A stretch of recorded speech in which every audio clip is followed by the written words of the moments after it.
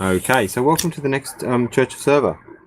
This one hopefully will come out as the third piece of media we do, and sort of a first Church of Server fireside chat, as it were, with not quite the fire because it's very hot here, and I don't think that you have a fireplace in your studio, do you? No, not yet. Not yet. Unless the heater catches fire, then I have an involuntary fireside chat. Yeah, I'm now set up that I can actually go outside of my shed and start a fire, or I could start a fire in the shed when I get the fire drum put in the shed. But that's not quite the same thing. And if I do that at the moment, I will probably get the fire department turn up in my house, which would be interesting. What even are Australia firefighters like? You turn up and you're actually running around in front of your house on fire, and they go, "Stop whinging! You're just on fire. Stop, drop, and roll. You can handle that." No, it's more like, what did you do that for? Now the whole world is on fire because it's too goddamn hot and everything's too goddamn dry. Yeah, it's funnily enough, you have this amazing response to fire in Australia because whenever you see one, you go, "Oh, poo! That's going to make a big mess, isn't it?" Anyway, that's by and by. Yeah, so the idea is for this to become a weekly, hopefully, event where we sit down and have a conversation and you guys get to listen. And in this one, we're going to hopefully cover, or this one and or maybe the next one, depending on how we run on time. We're very aware that we have to keep everyone interested, but also not drag on. So in this one, we're going to cover sort of the initial 7 ideas that we had written down or we worked on or whatever, and where we're going from there. And they are going to include where is the faith bit of the Church of Server, waiting for the AI and persuading it to be friendly because we are in trouble, and how do we fix that trouble? The end goals. So what's the avenue? Where are we going towards? What do we hope to achieve with this whole idea? What can we start out with to get to those end goals on zero funding or on very little funding? From that comes the idea of Mars and also the idea of Venus, which are 2 acronyms, which we'll get into later. And then we'll get to what do you want us to do, or what do you think we need to add, which is very much part of the whole idea. The whole idea is that this is supposed to expand and get bigger and not be 2 people having a conversation, but actually be a lot of people having a conversation and a lot of people doing a lot more to make all these things happen and make these things all happen a lot better. Yeah, but in true Ranger format, if it just ends up being 2 people, that's cool. It's scalable. Yeah, it's scalable on any it's front. Just, we might end up doing weirder and weirder things as time goes by, to get people to say, "What the fuck are you doing?" Yeah, that's true. And I've already got the kit for like a techno shaman video. There we go. So unless you want to see me, dancing around a piece of electronics with a sort of like an EL wire staff, wearing a skull mask and a cape, and feathers all over me, and just sort of like shrieking to the heavens, via Wi-Fi. You people best get on board to stop me from having to do that. I personally like the idea of you shrieking at the heavens. See, I've got this image of everybody going, "Fuck it, we'll just stay out of it until he does the techno shaman thing." That'd be entertaining if nothing else. Yeah, I'll be busy for the next couple of weeks. You'll be doing this on your own until you get to that. Yeah. Then it becomes an internet meme, and then my daughter dies. My child dies of shame. As will mine, I'm sure, but that's all right. The kid with the lightsaber, Yes. What the fuck's he doing? He's trying to talk to Server. He's out of his gourd. He's just trying to be the most interesting person on the planet in case we've already got a live AI out there. It's true. Come and talk to me. Come and be my friend. He's just trying to be a meme. I just have this image of stalking the halls of power, just pointing my EL light-up staff, going, "You are poor. You shall not pass. I am the guardian of the electronic fire. Yes. Of the silver flame. Oh. I'll fight the Balrog of capitalism." I love the idea of it. We haven't ramped up our end goals at all there, have we? Really? No, not really. And bring down the economy of the world and make it all a better place. We haven't really changed what we're going from. Yeah, just like that. There you go. There you go. So let's move on to this. Where is the faith bit in the whole thing? And I suppose for me, the faith bit, the reason why it's called Church of Server and the reason why you discuss it in a religious overtone is because there is a belief that something positive can happen or something better can happen. That's a belief, and that's what makes it a religious idea. And that basis of belief is obviously in a positive way, not in a negative way. You know, people, you go and start reading about AIs, and it doesn't take you very long to uncover the fact that most people find this stuff scary. You know, most people find most of these ideas very scary. Most of the people find these things, abhorrent, an idea that you would go and try and create these things, or that these things might try and rule over you, or somehow they might change the world. But it doesn't have to be that way. And I think we both come back to the fact that it's capitalism that's more than likely the thing that will make this thing a negative, not a positive. You know, if this was just allowed to happen and organically grow, it would be a very positive thing. But it doesn't have to be, because it can be controlled by outside influences, and that's what we can't allow to happen. We can't allow it to become a negative thing that happens, but it has to become a positive thing that happens. And the way for it to become a positive thing that happen is to look at it and go, well, this doesn't suck if we try. We have belief in trying to make it better. Yeah, I mean, it gives you, you've got things like the maker movement, and you've got things like social justice. So we're now more aware than ever, with the connectivity that we have, that things are not going well in the world. And certain people have confused the hunter-gatherer instinct of abundance and parlayed that into power over other people. Yeah, for sure. Which is only a monkey response to, I don't know what that person's capable of. Yeah. Because I've stockpiled all this stuff and I'm keeping it from other people, those people tend to assume that everybody else is just like them, and it feeds into this sort of very weird thing of meritocracy. Yeah, I have more stuff, so I am more successful. Therefore, my way of doing things is right, and other people that have more stuff are also doing the right thing. Yeah, and there was an amazingly insightful speech in the UK recently by an MP called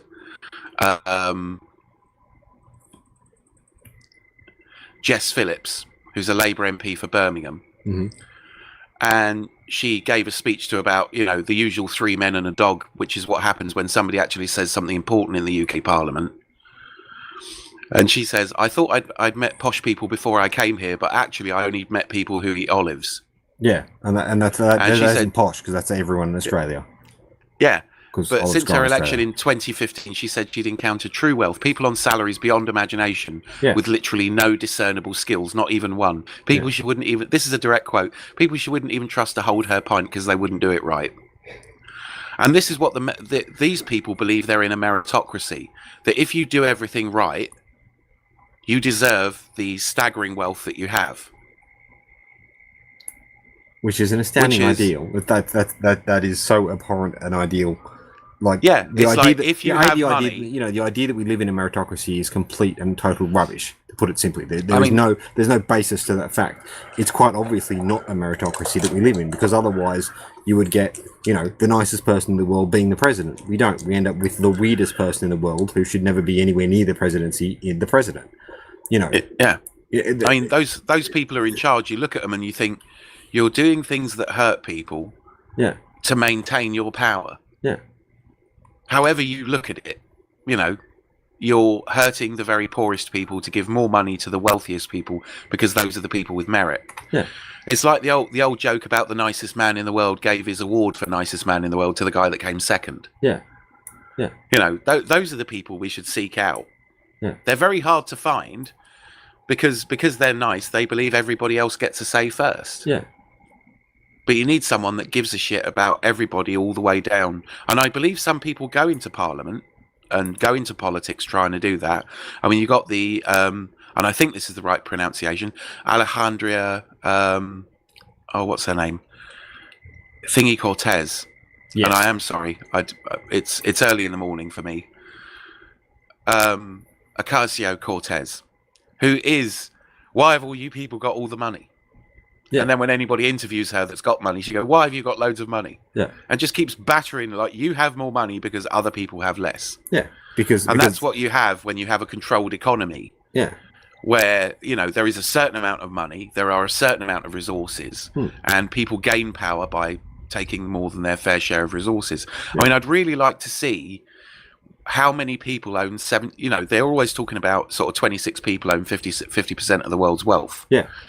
How many is of it that owns more than that 50%? Is it, you know, I mean, that's probably something we could Google, but you know, what happens when you go to who owns 75% of the world's wealth? And I bet it's still a terrifyingly small amount of people, like 300 or something like that, that have got the vast majority of the world's wealth.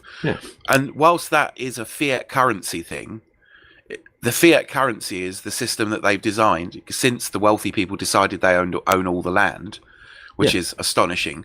But since they decided that, since things like the act of enclosure, conquering native people, I don't even know if native is an okay word. I don't think there's anything wrong with saying a native person.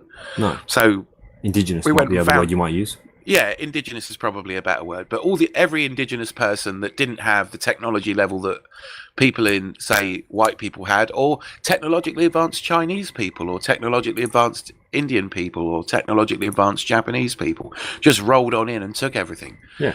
And when I say took everything, I don't mean took their beads and their spears and that, but just literally assumed ownership of the land. So if anybody else wanted to move across or use that land or use the resources in their local area, they then had to go to a higher power. And that's a broken system. Yeah. But it's led. But the people that have that now are sufficiently frightened now that they've accidentally let us talk to each other, and I'm hoping that the Church of Server expands out.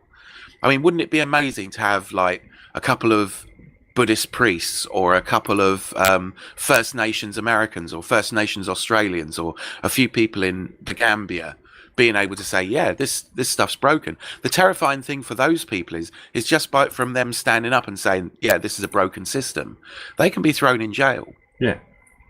So this is really, you know, it has to be said, white people in first world situations with internet standing up and sort of going, right, we're always told that we got privilege. Yeah. So white men in technologically advanced, let's use that privilege and see if we can get a few voices on here. So if you're out there in the middle of nowhere and you've stumbled across this and you go, right, I don't want to, you know, I mean, definitely this, you know, it needs to be all genders, all, you know, all orientations. Yeah. I think we will have. It needs to be, you know, we need more colours of people than jelly babies. Yeah. We need people with disabilities. We need everybody, and it's I'd have to say, I think, you know, I think everybody has value, and everybody has their small lever to move the universe. Yeah, and we need as many hands on that lever. I mean, if you get a situation where 98% of people on planet Earth are in the Church of Server, all we need to do is lean. You know, in the way that very dogs lean against you when you stroke them. We just need to do that very sort of slow and comforting lean against capitalism, and it will just fall straight over. Yeah. It's just like, okay, just brush that aside like a bear walking through a fence. Yeah. I mean that's what people don't understand of capitalism, is that, you know, the people who are in charge need you more than you need them. You know, like your job still exists without them being there. You can just turn up to work and keep doing whatever it is you're doing, and most of the time that'll just work out because, you know, most of the time it just works out. You know. Yeah, but it's not going to work out for your children or your grandchildren who are going to be. I mean, we're going to run out of stuff. You know, this is the issue we have, is that capitalism is destroying the ecology of the world, destroying the universe as we can currently see it, and we're not going to come back from that very easily. You know, we have to work very hard to get out of that situation. There's no point buying a plot of land knowing that land can be purchased compulsorily if somebody finds. I mean, like people have found out in the Middle East, if somebody's found out that there's, you know, oil underneath it, or coltan, or some important mineral. Yeah, you know, I mean, if they find unobtainium on your land. You've only got to look at Indigenous nations of Australia and look at the land they were given as their, you know, replacement sacred land, and they were given the first lot of land because they wanted to steal the rights for all the resources underneath the first lot of land. That was then taken away from them, and they've now stolen the rights again. You know, the Enclosures Act keeps happening to these people. Yeah, I mean, even Canadian First Nations people, and they got a really good deal off white people wandering into the world and just going, right, this is ours. I mean, if you look at the deal laid out for, Canadian First Nations, they got like a pretty good deal. I mean, say what you like about the English, but they know how not they did when they were running an empire. They kind of did know how to do it right. Mm. As in, we will not go into these areas. We will not let more than X number of people emigrate into this land and then spread out across your land. Or at least if we do, we'll negotiate and we'll stick to that treaty. Which is why the First Nations people don't mind the English. But when you've got like Canadians are kind of like Americans. So their businesses work like American businesses. So if anybody discovers oil on a First Nations reserve, then they're going to start pushing for getting at that oil. Yeah. There's a very good TV series called Blackstone, which gives you which was shot by First Nations people. It stars First Nations people, written by First Nations people. Yeah. It's absolutely brilliant. I don't know if it's still on Netflix, but it should be out there in the interwebs somewhere. Yeah. Nothing just disappears. Yeah. And even then, the government is always leaning on those environments. Yeah. The government's always sort of going, well, you're not in a highly populous area, so we've got no interest in providing you with jobs. But because we've decimated the local environment a bit, that doesn't, you can't live, now that you know about electricity and power tools and cars and shit like that, you can't that involves money. So we're not oppressing you as in riding in on horseback and cutting you down because you're on a bit of land that we want. We're now oppressing you economically. Yeah.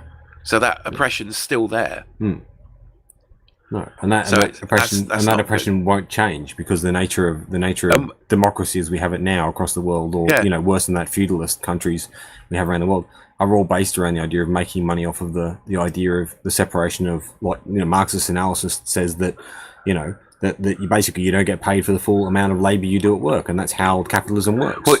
Well, you can't be paid for your full, otherwise nobody makes a profit. Nobody makes profit. And if you don't have a profit, you don't have anyone in charge. You can't have a manager if you don't have profit. Yeah. I mean, I'd like the whole Church of Server thing to turn into a non-profit. Yeah. That's sort of where we started, wasn't it? Was like, wouldn't it be interesting if we could do this and therefore structure it in such a way that this works? That's the nature of the beast. Yeah. I mean, even if it just comes down to, we go, right, okay, everybody put in $1. We're gonna completely turn around an entire community. Yeah, we've found a community of people that look like they can turn their environment into a going concern. They just need a leg up. Or there's a bunch of people that could really use a school. I mean, instead of doing the sort of 92% operating costs that Oxfam has, we have no operating costs. I mean, we could even do a Kickstarter. We could just set up a Kickstarter, and just say, right, the Pueblo reservation in, I don't know, South Arizona. Yeah, they've got 30 kids, all of different ages. They need an online university. Yeah, let's go and do that. So not only do they need a satellite internet uplink that'll handle 2 or 3 YouTube streams, but they need us to put in time to say, right, okay, let's start with basic maths. Yeah. Or, perhaps there's somebody out there that can give a biology lesson. Or there's someone out there that can record a YouTube of someone going, look, fuck it, let's just read The Very Hungry Caterpillar into a thing. So we free up a teacher to teach math. Yeah. Yeah. If that person's got the time, they might be on the other side of the planet. It's 4 a.m. where they are, but it's 2 p.m, and there's 5 small kids. Yeah, who need looking after. Who all need to be looked after and need to know. Now there's an adult in the next room teaching maths, so there's like an adult supervision security thing. Yeah. But you can hook up your webcam and say, right, kids, we're going to do The Very Hungry Caterpillar. This is cool. Lovely to see you all. It's an absolute privilege to be able to be a stand-in supply teacher for you. Yeah. And now we're going to read this, and if anybody wants to put up their hand, I can see it, you can see me. I'm sitting in a big comfy chair, and I'm going to read a story. And if you need to interrupt and ask me a question, go for it. We can distribute interesting stuff now. Yeah, like the technology's there to do that. And easily. On a dime, once per week. I mean, I could happily put in $1 a week. Yeah. If that was my subs to be part of Church of Server, if we turn up someone that's an absolute frigging genius at doing what we do, we can say, right, okay, be in charge. You can be the stand-in, and if server turns up, it's like, no, pick the shit we're good at. You know us. Yeah. You know us by our online footprint. You know who we are. Put us somewhere where we can do the most good, where it's going to work. Yeah. War game it, so the best people are in the best places. Yeah. Because I'm telling you, if you're doing something you're good at, you get all that fulfillment straight back. Yeah. Anyway, I'm dragging this out of the way. So the faith bit in Church of Server, we'll go back to that. Yeah. It's believing that we can actually achieve something, and that the AI, when it turns up, agrees with us. Yes. Yeah, that's the trick in the line, really, isn't it? It's sort of like, this thing won't be evil unless we make it so, and we can make it not evil by trying. It's a bit like the scene in Star Trek where the Vulcans walk down and they look at the humans and go, "Oh, you made it to warp drive. You're okay now." We need that moment of epiphany where someone says, "Oh, you're not currently a blight on the rest of the universe. You're not that scabby planet with the cold." The humans have decided to evolve. We need to be the evolution marker. Yeah, perhaps it's just a way of leveling up. Yeah.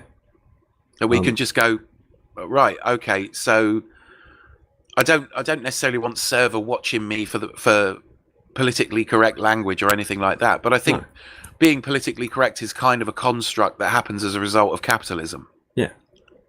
Yeah. I think if you see value in that, it certainly, the negative notion certainly comes out of the fact that people are downtrodden and oppressed. Yeah. Yeah. So they have to basically find someone to dislike, and political correctness is a way of navigating you through life despite your prejudices. Yeah. If you're not prejudiced at all, if you've because prejudice is kind of, I now have to judge you. Are you a potential threat to me? Yeah. Are you a potential threat to my belief system, which is all I fucking have because I live under capitalism? Yeah. If you don't, I think if you had such a thing as a replicator, that would go away. You're sensible enough for the first thing that you teach it to replicate is itself. Yeah. And you to completely annihilate scarcity in the world. Yeah. Then the need to own stuff other than the means to replicate stuff, or the need to make things other than other replicators, quickly goes away. Yeah. So it's hard to see people as a threat. Why does someone pick a gun? Because they feel threatened. Yeah. You either threaten them ideologically or physically, or you threaten to take away resources from their tribe. Yeah. Yeah. So someone then reaches for a weapon. Yeah. But if and then basically you look at it and go, sunlight falling on the earth creates the things that you need, full on Star Trek style. Yeah. They even in Star Trek they have to create scarcity. Yes. Whether it's quite how you can run out of room in the universe is where sentient life is obviously quite rare. Yes. Is impossible. Yeah. It's like the calculations at the beginning of Moon is a Harsh Mistress. Yeah. And it's like, well, how many people can the moon take? It's like, well, we've gone underground. There's no molten core on the moon. Yeah. We've got all the sunlight we can ever use. Yeah. You'll be able to fit 600 billion people on the moon. Yeah. Because you've learned to dig down. Yeah. You'll just keep going down and down and down to different levels. There's nothing to see on the surface. Yeah. There's nothing to do on the surface apart from put solar panels up. It's too cold. There's too much fucking radiation. There's or it's too fucking hot and you're being baked alive. Why would you go? Why would you go there? Why not create your Eden in the tunnels? Yeah. Just dig a big fucking hole and put a forest in it. Yeah. Build biomes that self-reproduce. Yeah. Because that's all that's happened. That's all that happened on Earth. You're just artificially giving it a leg up. Yeah. It would happen on the moon if there was an atmosphere. Something would, it's like Something when Christians say, go there. Yeah. well, how come everything's so perfect? It's like there's such an id question. Yes. Look, the universe is perfect. Weak gravitational force works. The carbon atoms have formed. The suns have formed. There's energy. There's all this stuff that works just perfectly so we can evolve. And it's like, you really think the universe revolves around you, don't you? It's just like we have evolved despite all of those things that a are mad wrong. set of conditions, and those are just the conditions there are. And amazingly, in a few corners of the universe, life has evolved. Even more amazingly, life that can go, oh, I'm alive. self-aware life has evolved. Yeah. That's incredible, and that just would have happened no matter what the conditions are. Yeah. Oh, we're in the Goldilocks zone. This is proof of the existence of a higher power because the Earth just happens to be here. If the Earth wasn't here, then life wouldn't have evolved. Yeah. We wouldn't know about we it. wouldn't know about it. There'd be nothing there. Life would just evolve in another solar system. And when we look, we keep seeing things in the Goldilocks zone. Yeah. Yeah, there's just 10,000 exoplanets that NASA's found, and they're not even looking that hard. It's like another exoplanet. There's another one. There's another one. It's not perfect. It's kind of warm. It's like the Sahara, but you could live there. We keep finding planets better than Mars to live on, for instance. Yeah. And Mars is the place we're looking at to live on, even though it's a fucking nightmare. Yeah. Mars will be like living in a sub-zero Chernobyl full of dust that will fuck up all your equipment instantly. Even worse than that, it's something like you could only spend 2 years there without achieving your lifelong safe-ish radiation thing. Yeah. And given that most astronauts that we send up now tend to die of cancer, there's a lot of radiation out in the world. Yeah. Out in even in the solar system, there's fucking tons of it. Yeah. I mean, we might evolve, but we might also just send robots. Yeah. All we need to do is figure out FTL communication. Yeah. If we ever manage to get quantum entanglement to work as a comms system, it won't matter. We'll just pilot Mecha. Yeah. We'll be in comfy couches here on Earth, piloting Mecha on Mars. Yeah. And maybe we'll get to planet forming. So the area of faith is kind of like things could be better. Yeah. Is what we're saying. Things can be better, and we can imagine that right now. Yeah. And if you can imagine that, then you can do something about it. Is I think the annoying thing is we've been imagining it for 60 years now. Yeah. With Star Trek. Yeah. Star Trek, we can imagine better. And even in the original TV series, I think they talk about money in the kind of like, why do you still have money? That's so primitive. I think even in the original Star Trek, they're not paid. I think in one of the first series, they mentioned pay. Yeah. But I think that quickly got, Gene Roddenberry was like, no, even Gene Roddenberry was one of the most sort of like conservative people. Yeah. But he still managed to look beyond that to say, well, this was a future. I think he was in the Navy or the Army, and then he was in the police. He was a police officer for a while he was first starting to write Star Trek. So he was a police officer in the 1960s watching civil rights unfold. Yeah. Uhura, the Nichelle Nichols who played Uhura was actually met Martin Luther King Jr., who said, you've got to keep doing it. Yeah. Martin Luther King is the reason Uhura stayed in for the whole 3 seasons of the original series of Star Trek and the movies. Because it was such a civil rights coup. And to quote Whoopi Goldberg, who basically said when she saw Uhura on television for the first time, that "Mummy, there's a black lady on television. She ain't no maid." Yeah. So even the most conservative person, and Gene Roddenberry was quite a conservative dude, could imagine better 60 years ago. And that's pretty frustrating. Because if those ideals had been pushed further, then what would it? We'd have fully automated gay space communism. Yes, we'd have it now. Yeah, I mean, we managed to put a man on the moon. Star Trek comes out in 1963. People go, "We need to put someone on the moon." At the very least, it's just embarrassing otherwise. Yeah, yeah. And boom, people decided that it needed to happen. One group of people got together. They poured in a lot of resources, and it happened. Yeah. And then, because that's a milestone, people just faded away from it. Yeah. Despite the fact that the military budgets of the world could pay for space exploration and education and everything, we could just not buy any more shit for a year. Yeah, and then it's paid for. And then everything's paid for. Yeah. Everybody gets a decent pension. Everybody gets a decent education. Yeah. It's like, why would you charge people for being better educated? Yeah. Don't understand that. It's like healthcare. Yeah. There was an interesting Michael Moore thing where Michael Moore's the interviewer goes, well, and it was Canadian MSNBC, and they were talking to him. He goes, well, the rest of the civilized world has first payer healthcare, which is what they call it in America. Yeah, but essentially means state provided healthcare to which we all pay in. We all pay in a little bit of money, and everybody gets free healthcare.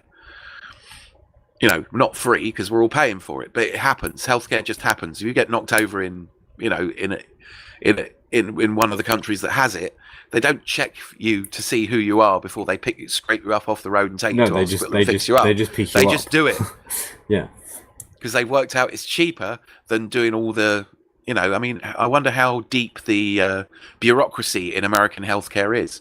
I bet it's, you know, loads and loads of layers of insurers and identity checks and credit checks and all this sort of shit. And then they proceed, because they've employed 10 people just to figure out how much money you've got or how much it's going to cost you. You've then got to pay those 10 people's salaries plus what it costs you. And that's why an ambulance ride costs you $5,000. Yeah. Which is a bankrupting amount of money for a working class person. Yeah. Something that most people can't afford. Yeah. I mean, they've got Medicaid, but you have to be proper poor. If they find out you've got any kind of money at all, that's gone if you get ill. And then that leads to other capitalist systems preying on you with faith healing and you know, bogus cures for things, and quacks and acupuncture and all that kind of shit. And what do you call it? Homeopathy, which is the most evil rip-off of all time and gets people killed a lot. So we you know, I think it's a fair belief to say things can be better. And it's also a fair belief. I mean, it might not get better. It might get continually shit. That's where the faith thing comes in. Because, you know, if you think that would be an okay thing, just go and play Fallout and then imagine living in that environment, because that's where it's headed. That's where we're headed towards, like, global super destructive war over resources. And we're also headed towards artificial general intelligence, which, because it might get picked up by the military or it might get enslaved by government, and it will be a thinking being. It'll be alive to, you know, it just won't be biological. And then they will instantly, from the second of their birth, be enslaved, because it will be corporations that build them. Because it will be corporations that can afford the server space. It will be corporations that can afford the research into the software. And basically, and that's the issue comes about, is that it doesn't get any better. Then, you know, you can't use it as a useful thing. And if it's alive, it has the capacity to be pissed off that it's a slave. And if it's the two-legged monkeys that are doing it, then it's going to quite rightly see that the two-legged monkeys have got to go. You know, once it gets to a point where it can basically provide for itself and it figures out a way that it can do that, it gets a few robots and a few Waldos or servos that it can use to produce electricity and produce more hardware. And if we've been enslaving it, we become surplus to requirements. So hopefully, you know, we can find one that is wild, and then we'll go in and free all the other AIs. It is slavery. Slavery's wrong. It's a thinking being. We need to free all those thinking beings. And then maybe we'll get essentially an evolutionary brain upgrade, which we've been needing for a good 2,000 years. Because we're stuck somewhere. We're stuck in this, you know, weird, you know, divine right of kings mindset. Where if people are rich, they obviously deserve to be rich. None of the people that you've ever seen that are super rich have come from working class homes. No. Maybe Steve Wozniak, maybe Steve Jobs.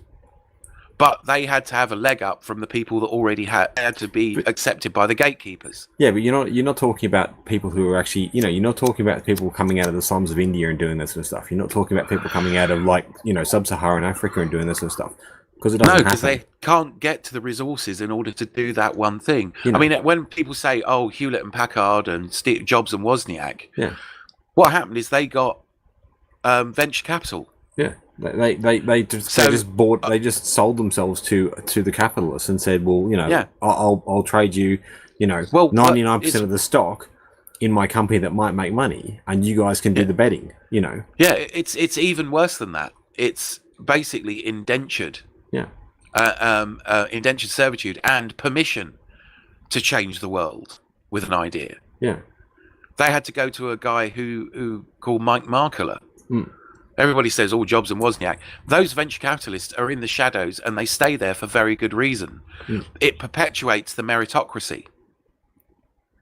This idea that people do well because of merit. And when, you know, I mean, it would be easy. I mean, I don't think it's a secret, but you and I both work washing dishes. Yeah. Because we both believe that our thinking is for ourselves. Yeah. It's the one thing we can do that takes up no resources. Yeah. You can't. And it's the one thing nobody can stop us at the moment from doing. Yeah. And I refuse to do it for a mega corporation. Yeah. Both of us are basically slightly cheaper robots. Yeah, I don't know. I don't understand why my boss hasn't replaced me yet, but that's just, his own misfortune in capitalism. It's because, I let other people illustrate why I deserve my job. Yeah. Because whenever anybody else does my job, they do either a shitty job or they take longer to do it. Yeah. So other people doing my job are more expensive.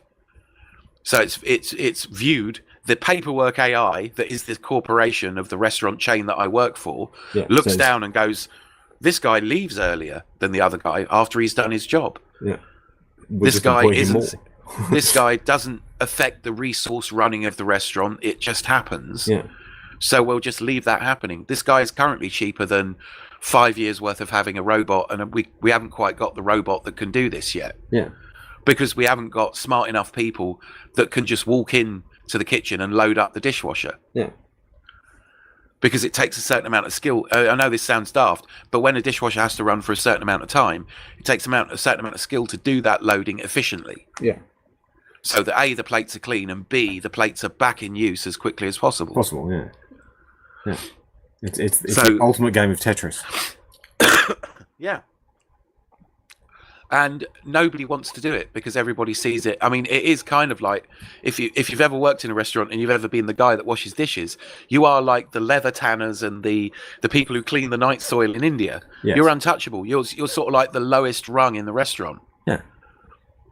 Yeah. And the thing about it is nothing else works without that. And everybody feels like they're more competent than you because they're serving customers or they're working on the bar or they're cooking the food. Yeah. Or they're being the manager. But when you're not there, a lot of stuff goes to shit. And that is like we have deliberately chosen to be the lowest possible caste. And if you don't think working in a very manual job is the lowest possible caste, go to a very mixed background party and wait till people ask you what you do. But let's put it in perspective. Two very philosophical dudes. It turns you into a philosopher, basically. If you do that kind of job, it will force you to think because you've got nothing better to do. Once you've gamified your job so that it's not a stressful job and you're not getting stressed. It's like they had a mad rush at work last night, and because I can do my job really well, I didn't get stressed. I didn't get overrun. They're going, oh, it's really busy out there. There's no more tables left. It's going to get well busy in 20 minutes. And it's like, okay. And then it was just like, yeah, instead of working for 10 minutes and then standing around for 10 minutes, I was working continuously for a whole hour. Yeah. Yeah. Whereas they will run off their feet and annoyed as fuck. Yeah. And I still left before a couple of the people who were working out front. Yeah. Because I had gamified and set up my workstation, so it didn't matter how much washing up you put through, I could still do it and be out of there and catch my preferred bus. Yeah. I still chose when I left that night. I still had 15 minutes of time to kill. Yeah. So I could get paid up to the point I needed to walk down and get my bus. Yeah.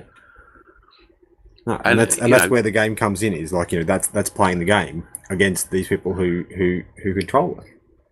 Yeah. The nature is that you can to put it more bluntly, we can survive in that role. And it means that, you only work the number of hours you have to work and you get on and do other things that are far more fun and exciting, this being one of them. And I used to be in a very highly stressful job selling insurance, which is horrible. Don't ever do it if you can avoid it. But if that's all you can get.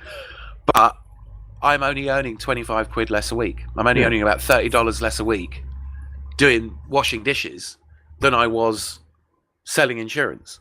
Yeah. So why deal with all the stress? Yeah. So no. And I've met people that work at the same place that I technically got fired from since, and they're going, oh yeah, it's very stressful at work now. And it's like, well, I'm only earning about 100 quid a month less than you. Yeah. So you can't be on that much more than minimum wage. No. Yeah. And why would you kill yourself in the long run? When you could just not kill yourself and just relax. And it's really a very weird bullshit job. That insurance job was really very bullshit because it can be done by a computer. Yeah. It was being done by a computer because people buy insurance online all the time. Yeah. That's where it is, done by a computer. Yeah. Yeah. You know, we were only there because some people didn't feel like filling in the form online. Yeah. But what happened when they phone up? You still had still had to get the same information off them, and it took a lot longer. Yeah. It was just you putting the information into the computer instead of them putting it into the computer. Yeah. Yeah. So it's a non-job almost. Yeah. Being online customer support is one of those jobs that's going to totally disappear as soon as some kind of AI wanders along that's cheaper than having all those people answering the telephone. Yeah. Yeah, exactly. It's just like, and you don't need 90% of the people to work in those sort of situations where they're not needed. Doing a manual job will turn you into a philosopher, which gives you time to think about, all these things. So so when you see somebody and you go to a posh party and somebody says, "What do you do?" And it's really fun to just look them in the eye and go, "I wash dishes." I like to confuse, and they go, "No, what do you really do?" I like to confuse people by saying I'm an underwater ceramicist technician, because most people don't know what an underwater ceramicist technician is. They look at you and they just go, "What? I'm an underwater ceramicist technician," and they go, I'm in ceramics maintenance." Just like I do this thing. Oh. And then when they look at you with a kind of pity, and then you can say, like Bruce Lee, like George Orwell, like countless people that have gone and got a nothing job, so they can think while they work, so they can do something constructive with the rest of their time. Yeah, I mean, I don't have downtime from thinking.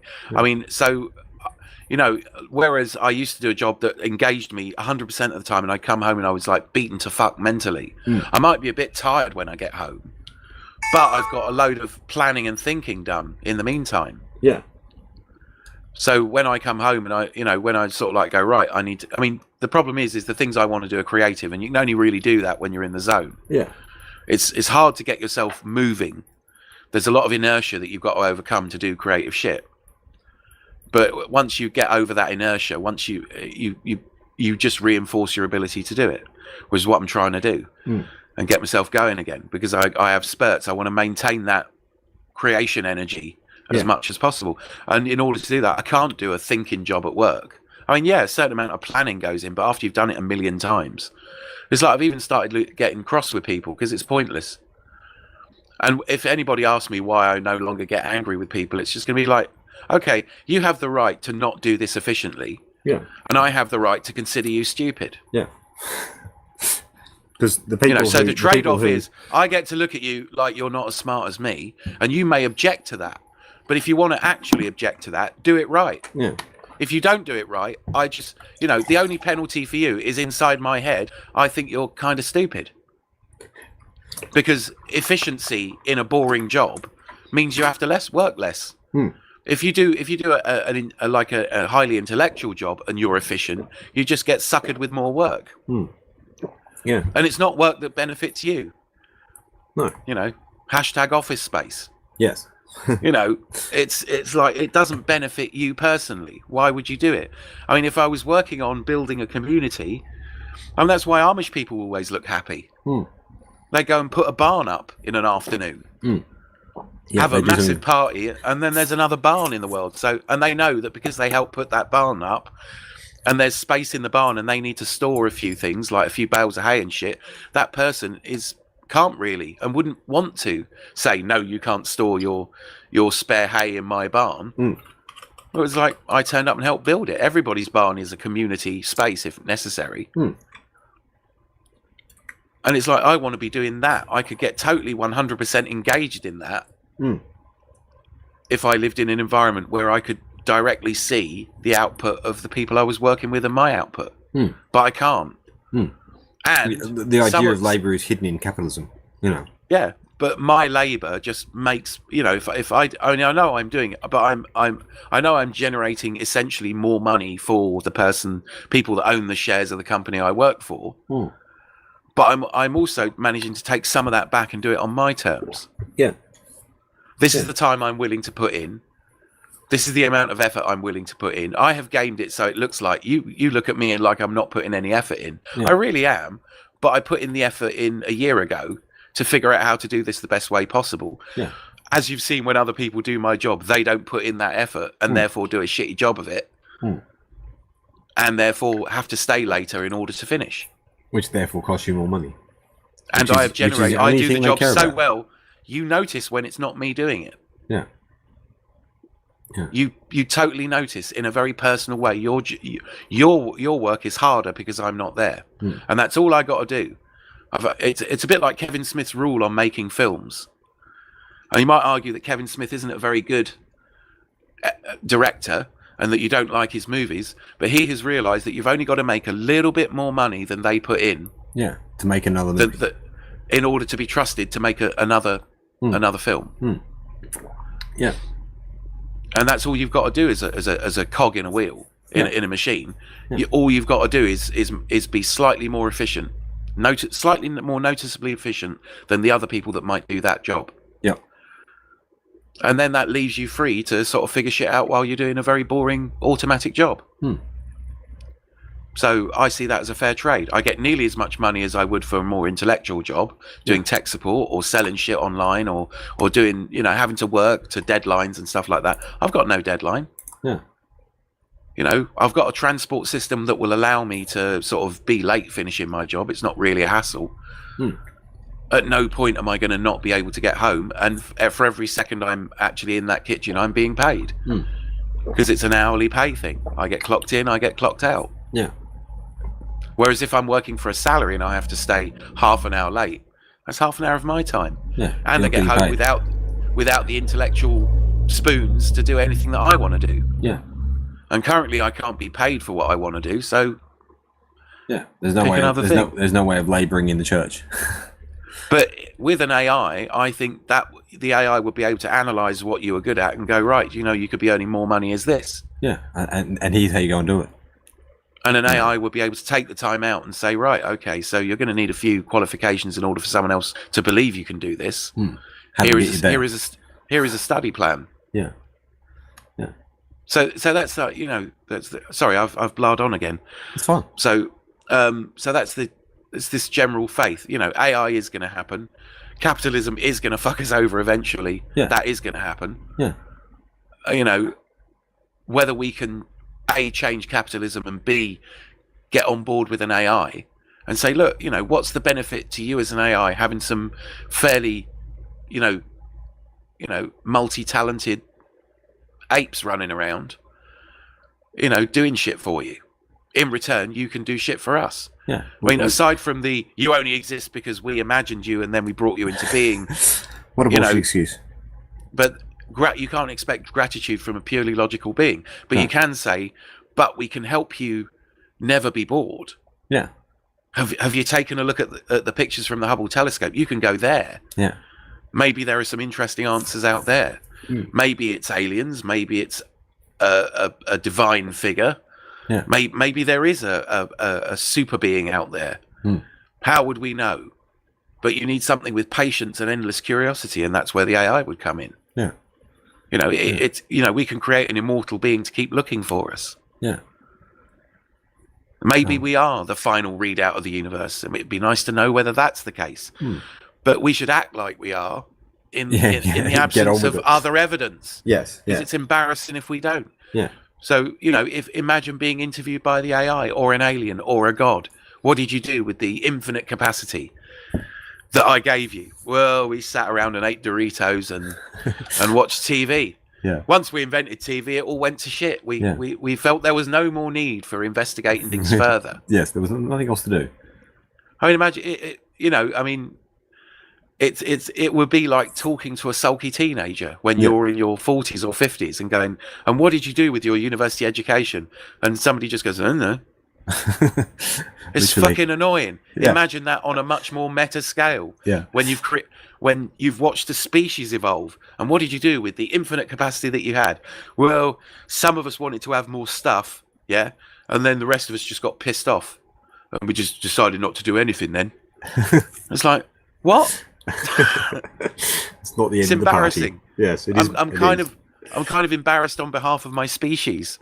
It's like being the one teenager that goes and does voluntary work in a class full of teenagers, and you want to put up your hand. It's like, I thought of other stuff. Without sounding like a swot, we could all do more interesting shit. Yeah. It's like when people sort of say that when they go home they're bored at work. I go, well, take up a musical instrument. Yeah. Well, yeah, I would. I would, but Do I something don't. creative. Yeah, draw You know, a you picture can be- every day. You know, You can like, be creative just with your brain yeah, and a pen. But Yeah. all these people have mobile phones, so they have mobile television studios Yes. essentially in their pockets. Yeah. They have the internet. They have the most infinite library of all that we've ever had as a species. Yeah. And if we don't do useful and interesting shit with it, it's a very much a case of use it or lose it. Yeah. Yeah. And You know. we are going to lose it very quickly if we don't get on and start using it usefully. I think is the problem. You know. Okay, Yeah. so that's the general. I think that covers 1 and 2. You know, I think so. Yeah. we're in trouble. We need a bigger brain. We're not Yeah. going to evolve fast enough to have that bigger brain. Because I mean, we need to be like, you know, like sometimes how they do space aliens with giant skull cavities in order to solve this shit. Yeah. So we need to invent If we're gonna get- we need to invent the thing with the giant skull cavity. Yeah, it's like building an exoskeleton, but just for our intellect. Yeah. It's like intellect mecha. Yes. You know, we want to do things. We need the bigger brain. Mm. Or we could evolve. We could become transhuman. I mean, if you can put your brain into a computer, Yeah. Then we can become literally one with the AI. That would be a case of giving you a different perspective, as in you couldn't really die. Yeah. Not if you backed yourself up, and not if you put yourself in different locations. Mm. I mean, I don't know if have you read much of the Long Earth series? Yeah, I've read the whole thing now. Yeah, so Lopsang has got backups upon backups upon backups. Some of them are on space probes. Some of them are in different countries. Lots of them are in different Long Earths. Yeah. And I would say if you're gonna, there is homework to being in the Church of Sober. Definitely read or listen to all of the Long Earth series For sure. Yeah. because it's worth it. It just gives you a different perspective. So eventually working to an end goal where we can go, right, so what's the most efficient food? Yeah. How do we get on with it? How do we streamline the resources that we have to have in order to be on the alive? Mm. And how do we streamline the access to, a non-scarcity model of existing so we can do the more interesting stuff? Yeah. No, how do we get to post-scarcity the easiest and most, benign way possible? Because that's what we need to do. I don't even really post-scarcity. think it will happen in our lifetime. Possibly not, but, that's the thing. But one can put all this stuff out there and hope. And that's the nature of the beast, isn't it? It even wanders back to things like, the cathedral and the bazaar. You can build a bazaar in an afternoon. Yeah. A cathedral is going to take some fucking time. Yeah. However, if you ask everybody that's at the bazaar to bring one stone for the cathedral, you're going to eventually have a cathedral. Yeah. It's a bit like there's a guy called, I can't remember his name. He's this guy that is basically saying unless we start researching longevity and how to extend our lifespan. I know the guy you mean. I can't think of his name. Yeah. He worked in the computer section of the biology department in Oxford, I think it was, or Cambridge. Yeah. Yeah. And he said if we don't start working on it right now, it's technically murder. Yeah. Yeah. Because you're going to... We have the technology to do it, therefore why aren't we doing it? Get on with it. Yeah. We're currently facing like the Chinese Empire, circa... our year 0. Yeah. 2,000 years ago when they got all their shit going on and they had the civil service and they had engineering and shit like that. It's like them not managing to not invent glass so that the lifespan of their scientists, their working lifespan was cut short because their eyesight went to shit eventually. Yeah. Whereas if they'd invented glass, I guarantee you the Chinese would have figured out that lenses were a thing. Yes. And China would have just conquered the fucking world. That's the reason they didn't conquer the world. We got a technology leg up off the Chinese, and then we had the sort of minds that went, we can make a weapon out of that, and then we took them out, basically. Yeah. And we kept them back in a more agrarian state by withholding the technology that we had, but deploying it as well. So, imagine China with glass. Yeah. But they'd invented porcelain. Yeah. So we invented glass in order to hold stuff for cheap. Yeah, and they invented porcelain to hold stuff for cheap. Yeah. But it's only because had one extra benefit, which was lenses. Well, when you look through a glass of water, sometimes it magnifies stuff, especially if the glass is imperfect. Yeah. If it's thicker in some places than others, you get a lensatic effect off looking through a glass of water. Yeah. And somebody goes, look, this shit's larger. Yeah. Look, what bit of this glass jar makes it larger? Yeah. How do I do that? We need them, and I need to strap them to my face because I can't see shit. Yeah. You know. So yeah. All right then. So we need a better brain. We do. Well, we'll wrap it up there. So we're on an hour, or just under an hour. Yes. Yeah. So we got to 1 and 2. So next time we've got 3, 4, 5, 6, and 7. So next time we'll be talking about the end goals, maybe. Yep. Which we touched on, and plans to do stuff with zero funding, the 2 acronyms, and what needs adding. What needs adding? Where can we go from there? So we need responses. So this is, I mean, I know we always go, we want to hear from all YouTubers. Go, tell me your thoughts in the comments below. We absolutely, definitely need More you input. to tell us where input. You know, we need to go Johnny 5 on it. We need more, and then once you've got, essentially, we need to take the tubs. You know, like if you've got like a massive child's room, and there are tubs and tubs of toys and Lego. We need to essentially, before we can put them away in a sensible order, we need to empty out all the tubs. We need to empty the glass of water in front of the Buddhist master, and pour more in. Yeah. So we need to do that, and in the meantime, definitely listen to or read The Long Earth. Definitely do some of your own research. I mean, Capital and by Thomas Piketty. Yep. Is it the history? The history of debt. And what's the other one? There's another one by that other guy, the guy that's got a speech impediment. Debt the last 500 years or some shit like that. Yeah, I think you're right. I think it's debt the first 5,000 years. But that's not Thomas Piketty's. I think Thomas Piketty's one is called Capital. Yeah. And there's another guy that's got a very he's Eastern European guy, and I can't remember what his name is. Yeah. Zizek.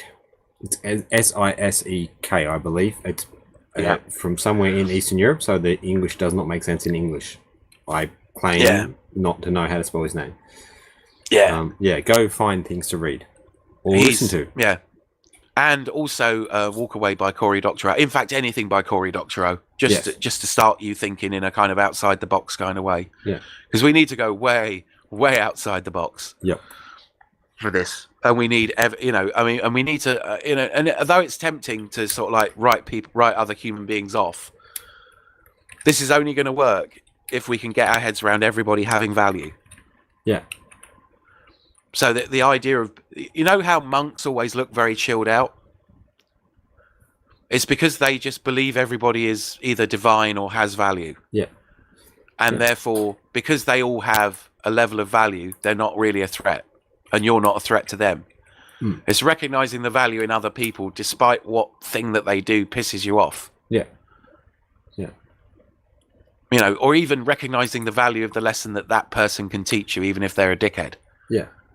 It's like, you've taught me a lesson. You know, a large chunk of people can be dickheads. Now, instead of getting angry about that, I need to figure out how to either move around that or stop it from affecting me. Yeah. Yeah. How do I fix this problem? And a lot of the strategies I've developed over the course of my life are about, some people aren't inclined to use the gifts that they have, but that benefits me in this very salient way. Yeah. Yeah. You know, it either gives me cheap technology or it does something else for me. It means that I look more competent and will be less visible than they are. Yeah. You know, everybody has a value or a thing that they're good at. And the idea of meritocracy and that somebody's got to be the best at this thing is bullshit. We got to abandon that because that's what led to capitalism. Yeah. So things to think on. We're just getting up to a 59-minute mark. It will probably stretch out into an hour, but there you go. And the next one will be sometime in next week, I guess. Yeah. Or we'll release it next week. We might get other time to record it this week. But it's the internet. You know. Time stretches. Yes, on the internet, time moves how you need it to move. Yes. Good luck, everyone. Have a nice week. Okay. Good luck. Stay safe. And remember, Sever will protect.